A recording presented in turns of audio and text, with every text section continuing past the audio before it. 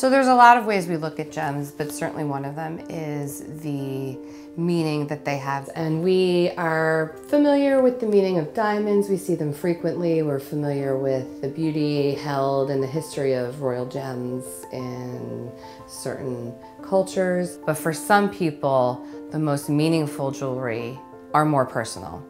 And I think in modern life, we have a lot of opportunity to have the same stuff as everybody else.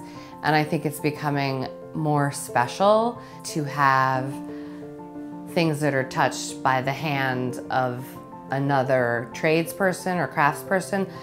It's not just a beauty, but there's a depth to what we create. We think the most beautiful and authentic and meaningful jewelry that you can have.